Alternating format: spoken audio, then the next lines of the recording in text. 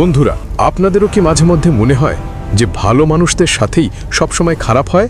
আসুন এই প্রশ্নের উত্তর খুঁজি একটা ছোট্ট গল্পের মাধ্যমে। এক জঙ্গলে এক বিষধর সাপ থাকত, যার ভয়ে কেউ ওই পথ দিয়ে যেত না। যেই যেত, সাপটা তাকেই তেড়ে গিয়ে কামড়াতো। তাই গোটা গ্রাম তার ভয়ে কাঁপত।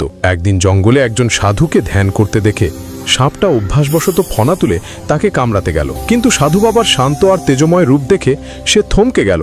সাধু তাকে বুঝিয়ে বললেন, বালা, অকারণে হিংসা করো না, অন্যকে কষ্ট দিও না, ভালো হয়ে যাও। সাধুর কথায় সাপের মন গলে গেল, আর সে প্রতিজ্ঞা করল সে আর কাউকে কামড়াবে না। কিন্তু গ্রামের মানুষ যখন বুঝল যে সাপটা আর কামড়ায় না, তখন লোকে তাকে বিরক্ত করতে শুরু করলো। বেচারা সাপের নাজেহাল অবস্থা হয়ে গেল। সে আবার কোনো মতে ওই সাধুর কাছে পৌঁছল।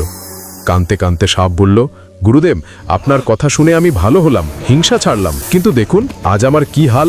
ভালো হওয়ার কি এটাই প্রতিদান? সাধু বাবা মুচকি হেসে বললেন, ওরে বোকা, আমি তোকে কামড়াতে বারণ করেছিলাম ঠিকই, কিন্তু আমি তো তোকে ফোঁস করতে বারণ করিনি। তোর কাছে বিষ আছে, শক্তি আছে, সেটা আত্মরক্ষার জন্য।